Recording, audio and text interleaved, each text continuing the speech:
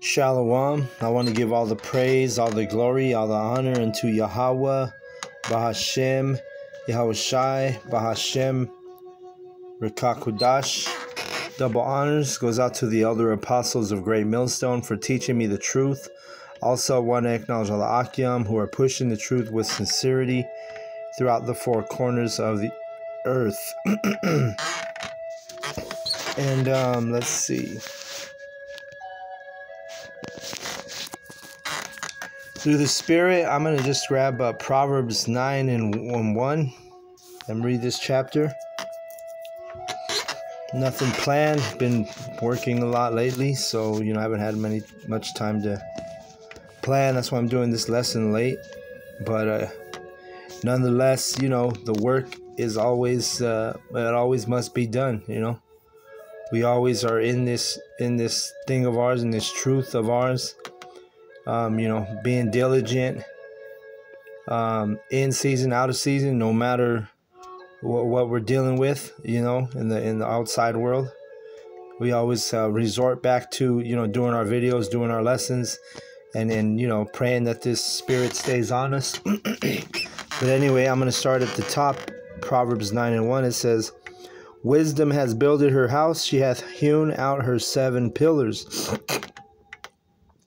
She hath killed her beasts, she hath mingled her wine, she hath also furnished her table. She hath sent forth her maidens, she crieth upon the highest places of the city." All right, and what's this? This is talking about the prophets, right? The maidens. And it's the reason why it's a metaphor and a parable of a maiden is because a maiden is a young woman who would be considered pure, right?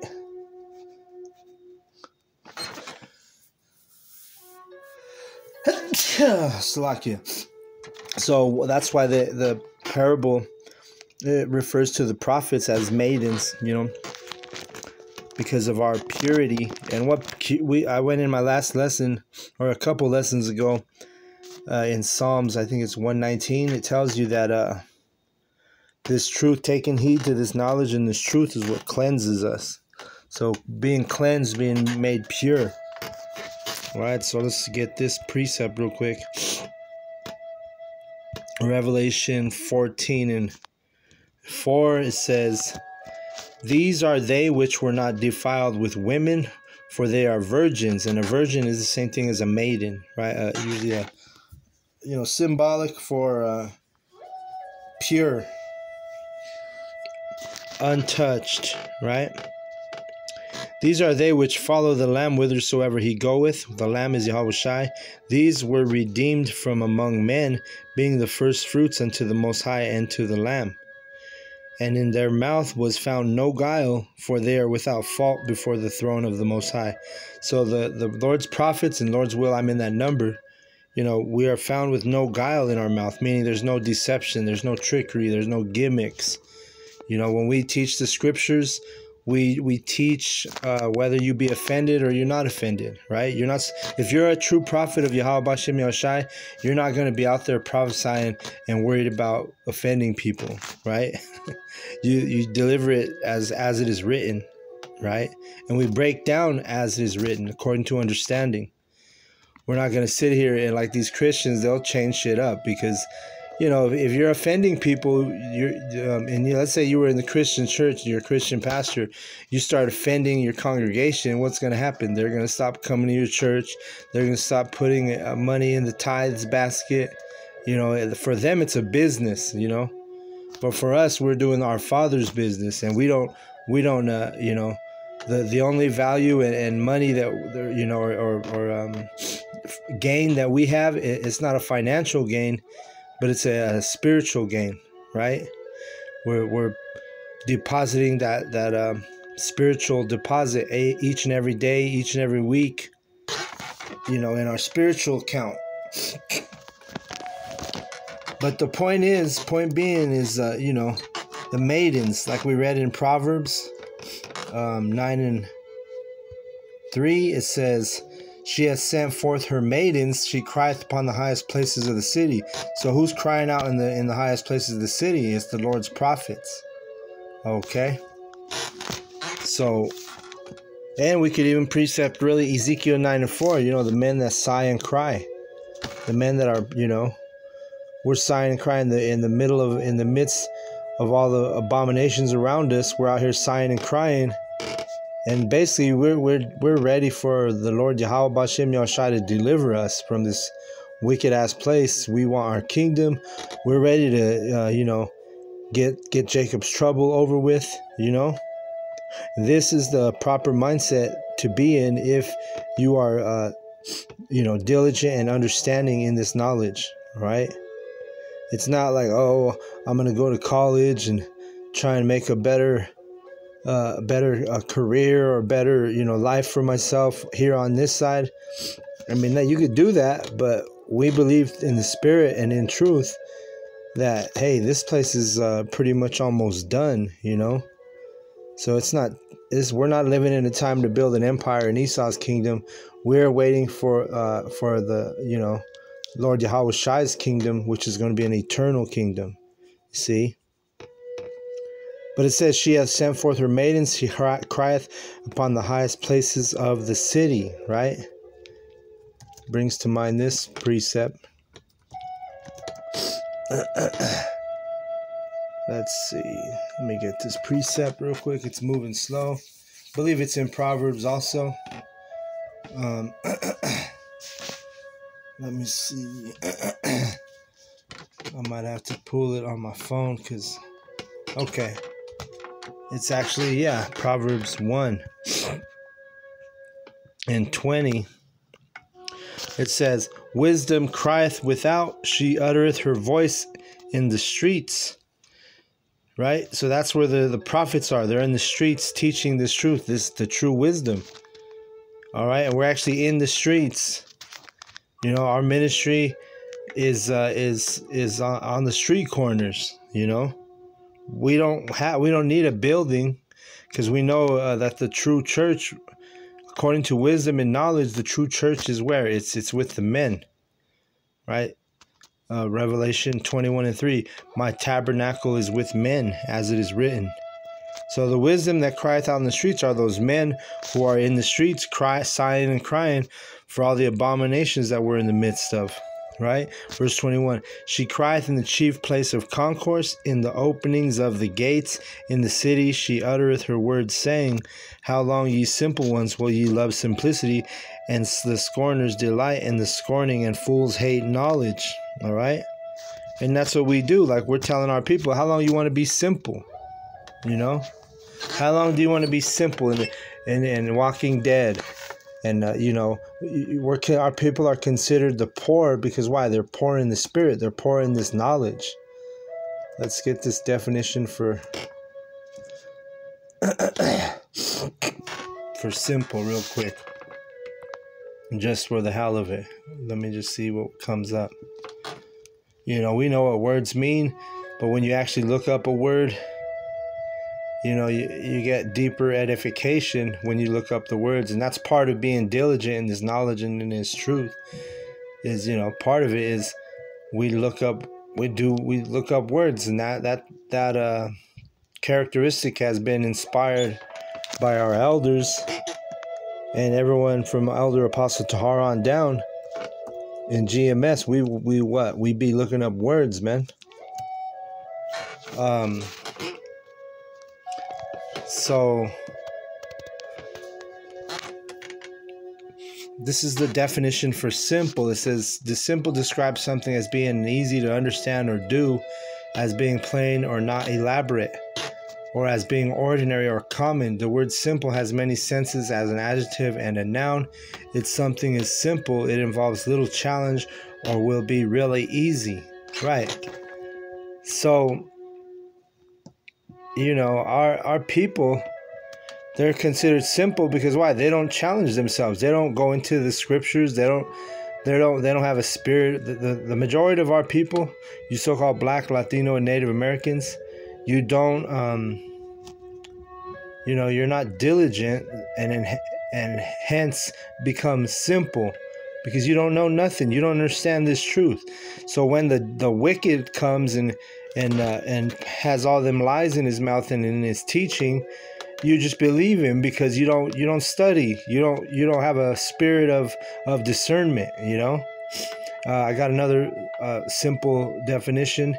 Here's actually, this is in the Merriam-Webster. It says, the first definition says, free from guile. And that's beautiful because we just read that, right? There's no guile in our mouth. So how long, you simple ones, will you love simplicity? Meaning, how long are you going to be easy to trick? When you don't study, when you don't have the Spirit on you, you go into them fake-ass pagan Christian churches or the Catholic Church or the Jehovah's Witness or a Muslim mosque or wherever the hell you go to worship. You're easily tricked as an Israelite. Because why? Because you're not diligent. You're simple, right? Verse 3. Actually, not verse 3. Definition 3 in the Merriam-Webster dictionary. Actually, let me jump to 4. It says lacking in knowledge or expertise, lacking in intelligence, right? Not socially or culturally sophisticated. And that's how you 2/3 are. You're not culturally sophisticated when it comes to this knowledge. You don't even know who you are, right? That's how simple you are. You got to be a simple motherfucker to not know your true heritage, right? Let me see, Isaiah.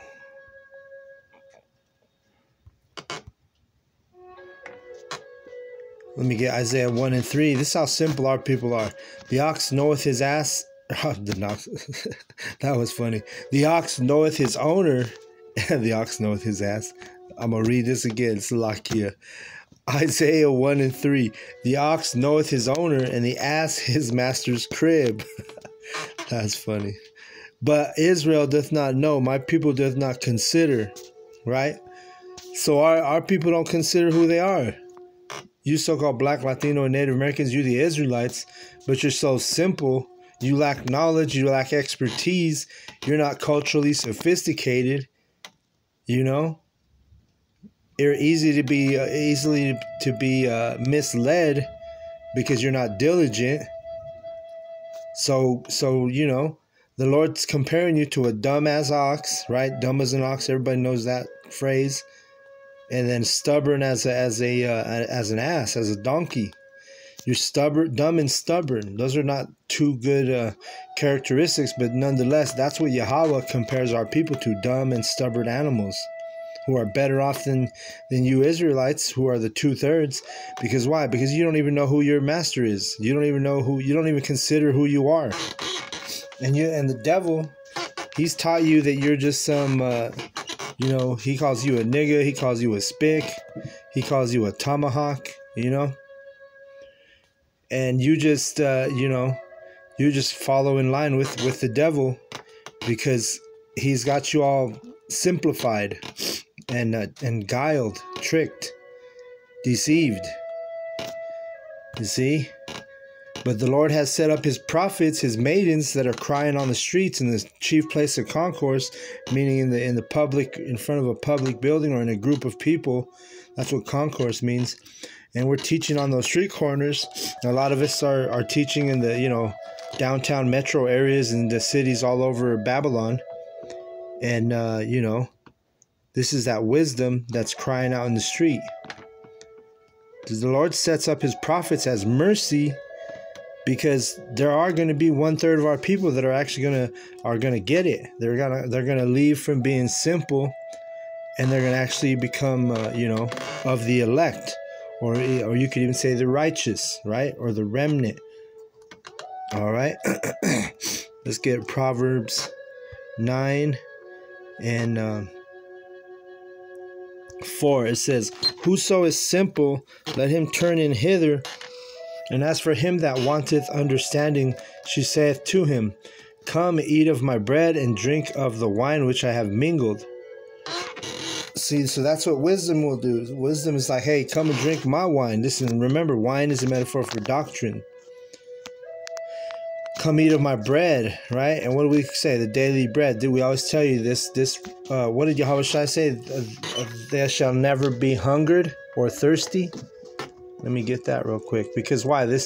this truth is likened into food and drink, right?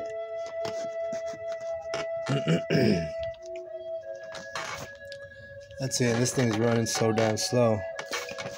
Let me see.